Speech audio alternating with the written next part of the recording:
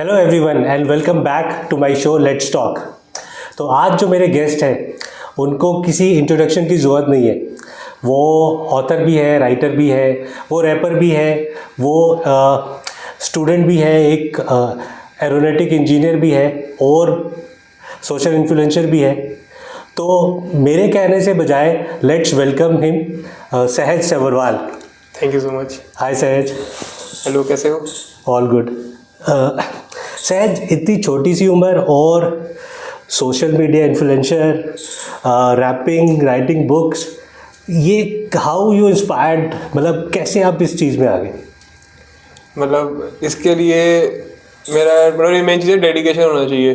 तो मेरा था कि मतलब सब कुछ ट्राई करूं, सब कुछ ट्राई करेंगे तभी हमें पता लगा कि हम किस में अच्छे हैं और हमारा टैलेंट क्या है। तो उसके अंदर हम जाएंगे तो वो फिर हम उसको आगे अलग लेवल पे ले जाते हैं।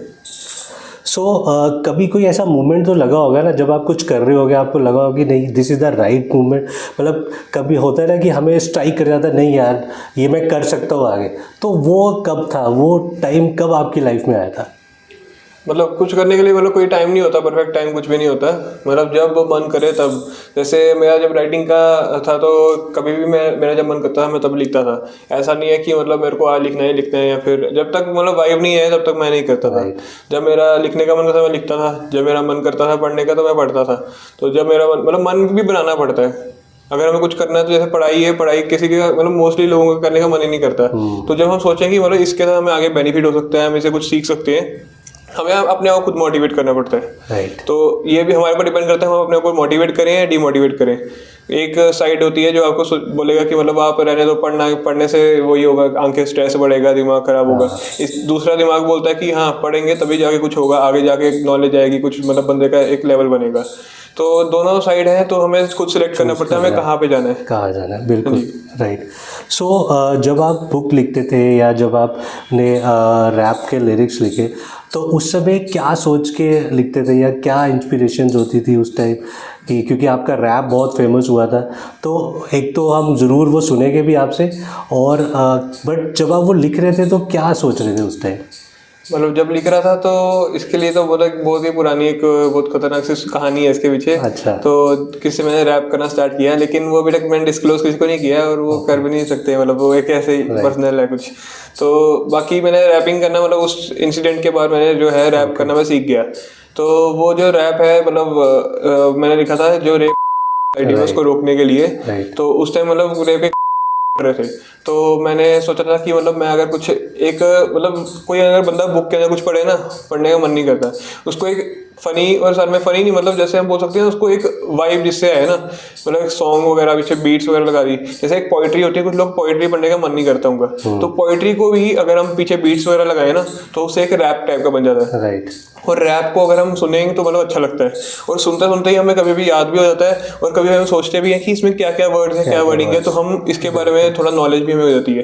तो कई बार ऐसा भी होता है किसी को कुछ याद नहीं हो रहा है कोई चीज़, तो उसको कोई सॉन्ग के फॉर्म में या कुछ अलग तरीके से उसको याद करने का तरीका होता है। तो मैंने इसलिए मतलब ये लिखा कि मोटिवेट हो लोग, और साथ में जो गलत काम कर रहे हैं उसको रोकें और अच्छे अच्छे काम करें, मोटिवेट हो हम पॉजिटिविटी की तरफ। ओके। सो 2 लाइनें अगर हो जाए उसकी। तो मेरा एक रैप था जो रेप का रैप सॉन्ग, तो मैं आपको सुनाता हूँ।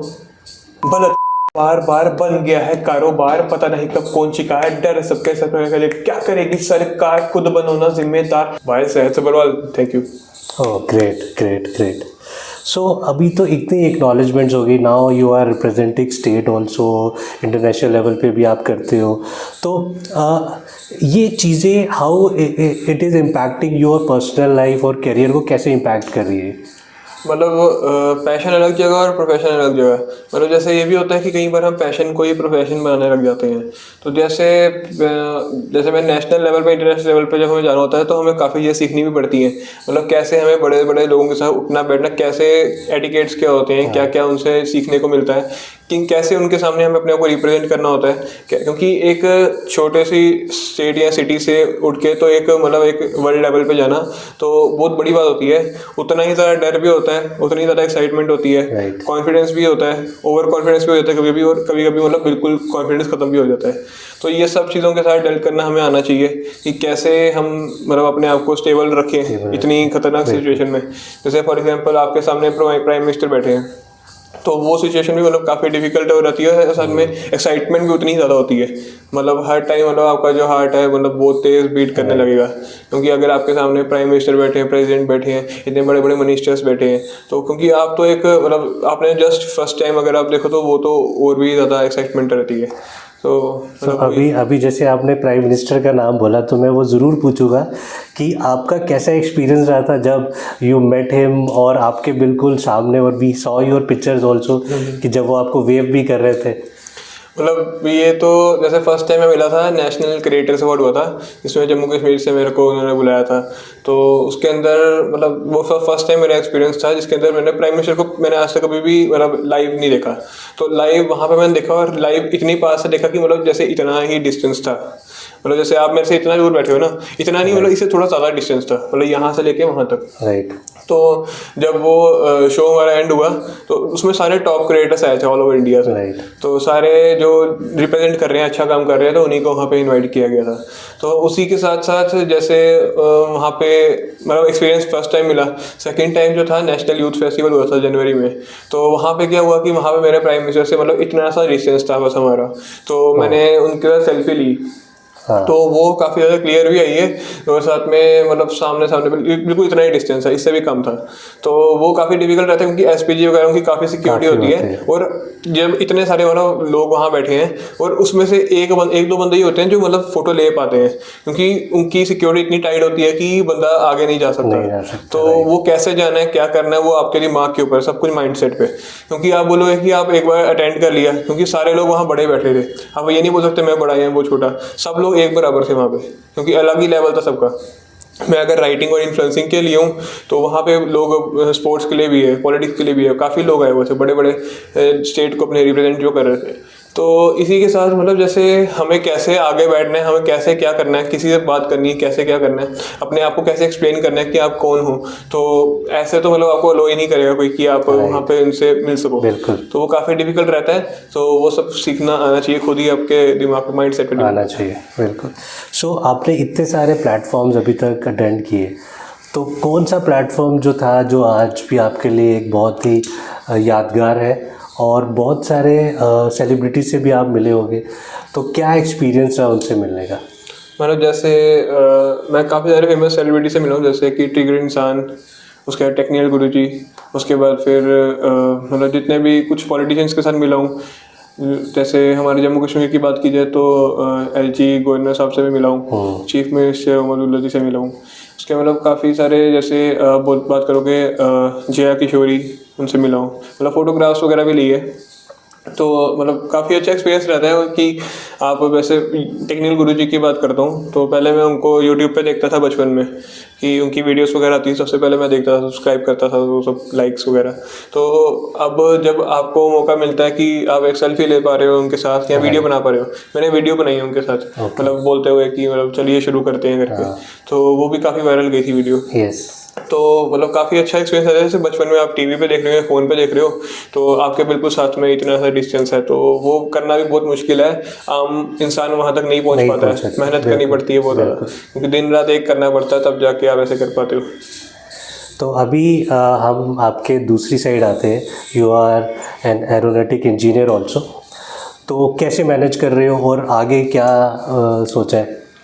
अगर एरोनॉटिकल इंजीनियरिंग की बात की जाए तो जैसे एरोप्लेन्स, रॉकेट्स वगैरह, मतलब इसकी जो स्टडी होती है काफ़ी ज़्यादा टफ भी होती है। तो मैंने चेन्नई से, तमिलनाडु से मतलब मैंने किया ये, तो वहाँ पे भी काफ़ी डिफिकल्ट था कि मतलब जैसे हम यहाँ पे जम्मू में रहते हैं, जम्मू से सीधे नॉर्थ से साउथ, तो सारा जो क्लाइमेट, उसका फिर टेम्परेचर, वेदर, सब कुछ मतलब लोकेशन, उसका फिर सारा कल्चर सब कुछ डिफरेंट हो जाता है, फूड की क्वालिटी, टेस्ट, सब कुछ डिफरेंट रहता है। तो उनका कैसे करना है, क्या करना है, तो लैंग्वेज भी उनकी तमिल ही होती है हर टाइम, तो तमिल पहले सीखी कैसे हम बात कर सकते हैं, तो वो सब करने के बाद ही फिर थोड़ा उनके साथ रहना आया।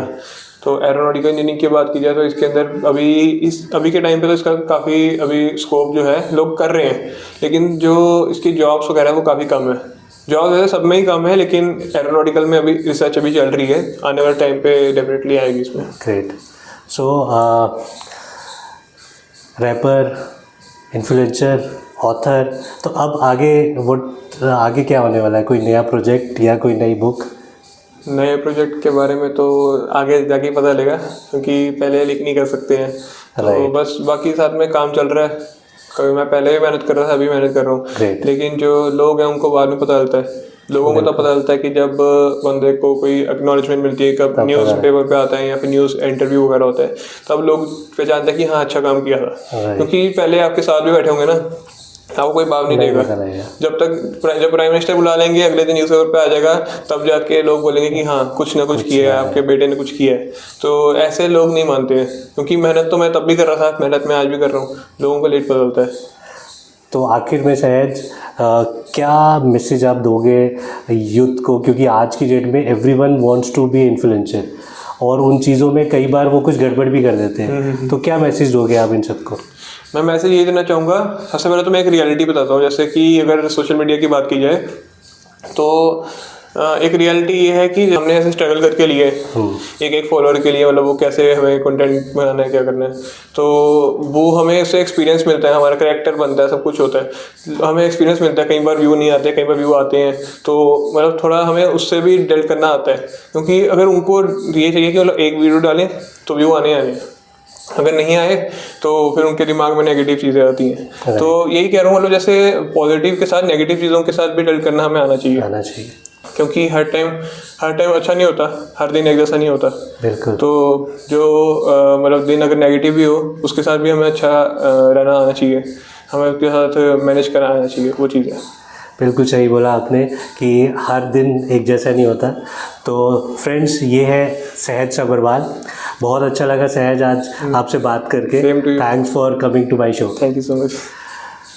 सो friends, with this we are coming to end of the show. So अगले हफ्ते फिर मिलेंगे एक नए सेलिब्रिटी से और एक नई जर्नी एक्सपीरियंस करेंगे। तब तक के लिए शुक्रिया।